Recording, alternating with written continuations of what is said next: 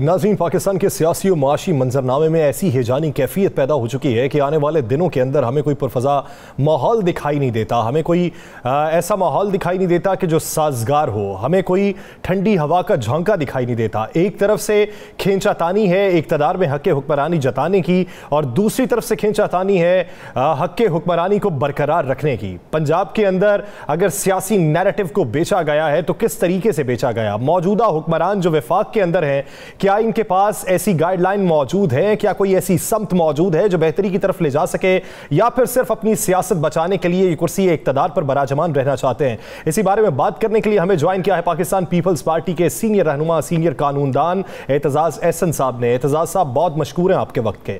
एतजाज साहब, पहली बार एक ऐसी जमात देखी कि जो वफाक के अंदर तो मौजूद है लेकिन किसी सूबे के ऊपर हक़ हुक्मरानी उसका नहीं है, लेकिन वो वफाक के अंदर भी अपनी मुद्दत पूरी करने के लिए बज़िद है।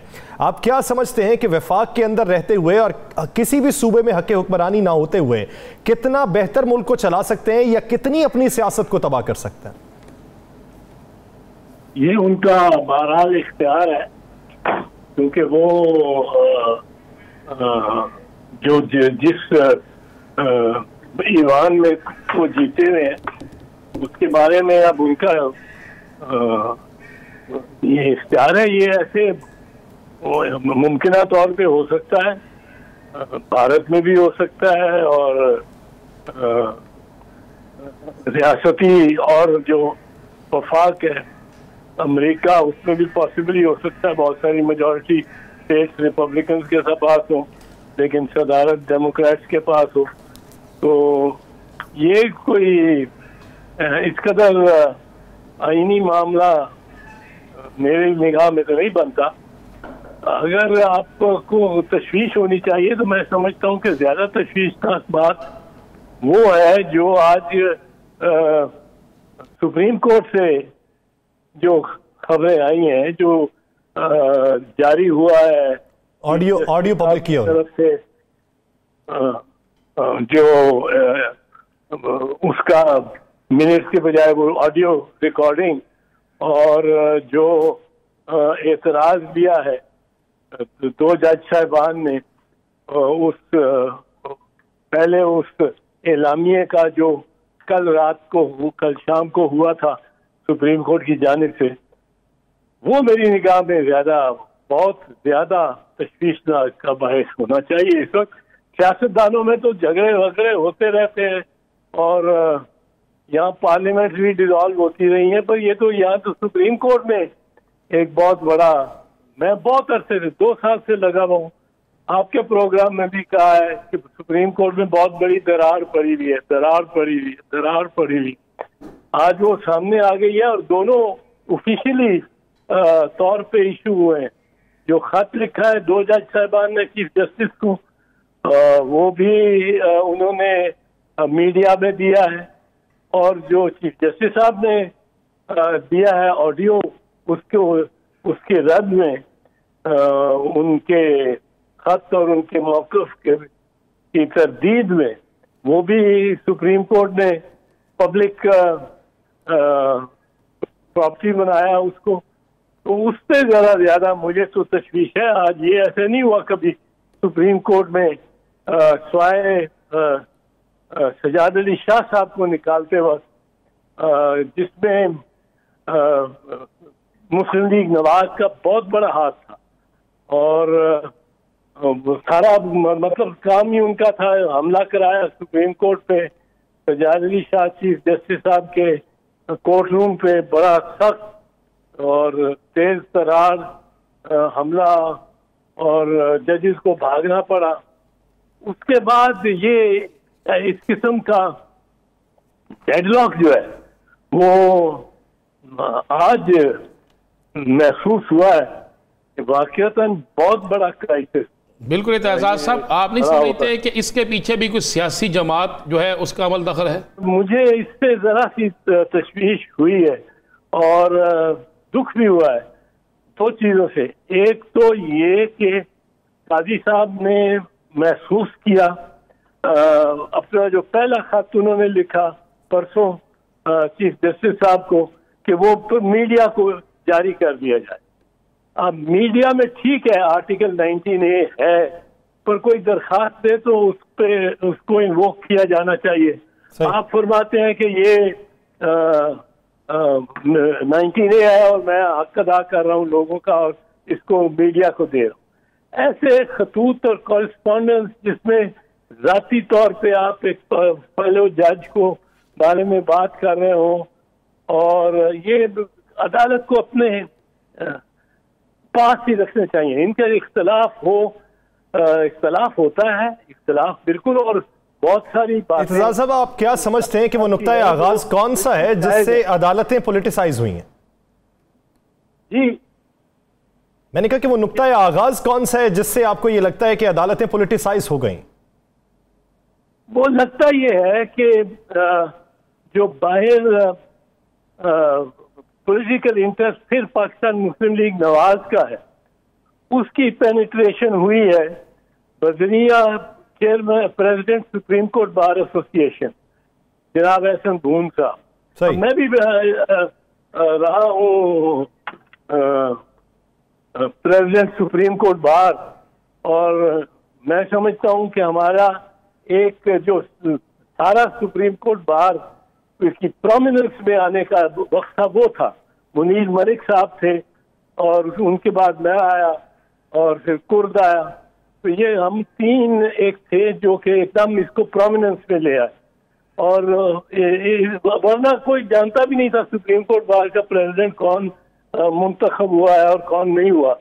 अब भून साहब ने इसमें जो पेशरफ्त की है, और फिर मुस्लिम लीग नून आ गई है उस फैसले में, जो अक्सरियती फैसला, या फैसला तो नहीं हुआ पर जो अक्सरियत थी वो तो काजी साहब के साथ थी, पर उसमें लॉ मिनिस्टर साहब भी हैं, अटॉर्नी जनरल साहब भी हैं जो मुस्लिम लीग नून के नुमाइंदा हैं, और वो उस तरह उनकी मेजॉरिटी बनती है।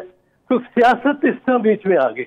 हमने, आपको याद होगा कि 2 साल हम स्ट्रगल करते रहे। मार्च 2007 में इफ्तिखार मोहम्मद चौधरी साहब को पहले ने माजूल किया गया, फिर 20 जुलाई को उनको बहाल कर दिया 13 मेंबर बेंच ने, मैं उनके वकील था। फिर 3 नवंबर को फिर 60 जजों को गिरफ्तार कर लिया बशमूल चीफ जस्टिस, और इमरजेंसी लगा दी, मार्शल लॉ लगा दिया परवेज मुशर्रफ ने। जो इसके बाद बहाली चीफ जस्टिस की 22 मार्च 2009 को हुई। तो मार्च 2007 से मार्च 2009, और हम पब्लिक जलसों में भी गए, हम चीफ जस्टिस के साथ, और हम पर चीफ जस्टिस ने को एक सियासी बात नहीं करने दी, एक सियासी बयान नहीं देने दिया। मैंने पहली शर्त रखी थी जब मुझे उन्होंने वकील करना चाहा 9 मार्च को, सॉरी 13 मार्च को, जिस दिन उनकी पेशी थी सुप्रीम जुडिशल काउंसिल में, जिस दिन उनके बाल नोचे गए और गला दबाया गया।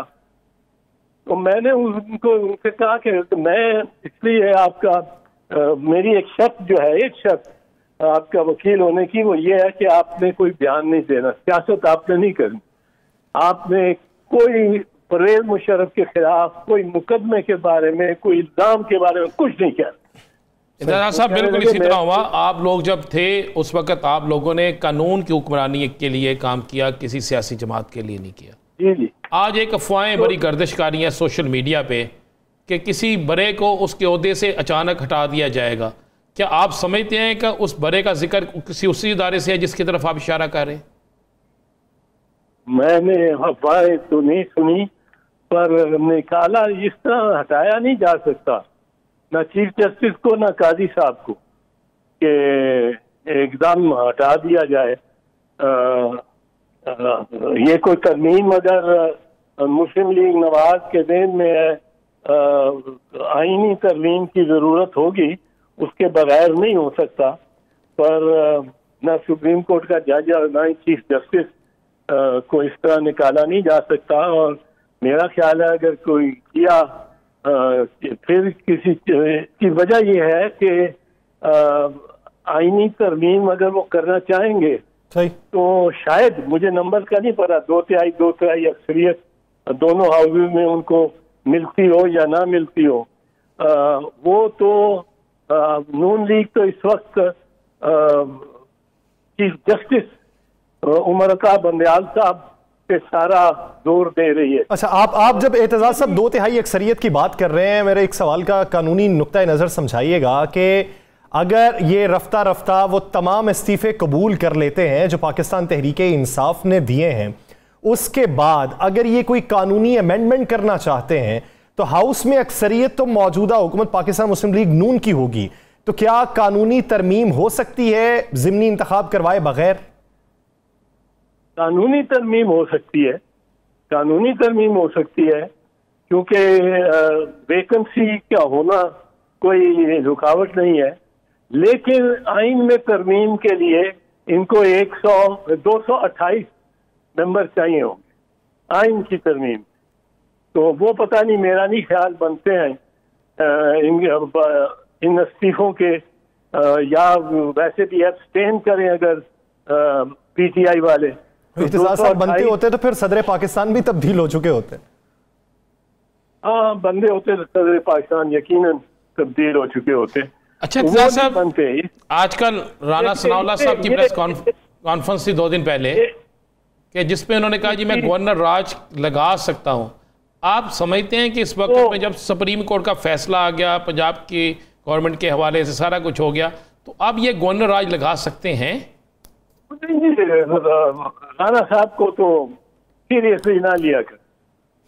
नहीं, एतजाज साहब, फिर पाकिस्तानी सियासत के अंदर कौन सा ऐसा सियासतदान है जिसे संजीदा लेना चाहिए?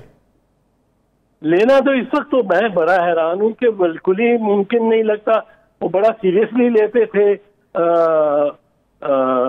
मरियम नवाज साहबा की बात को कि ये एक पूरी सोच का और एक पार्टी, बड़ी पार्टी के तर्जमानी करती हैं क़यादत की सोच की।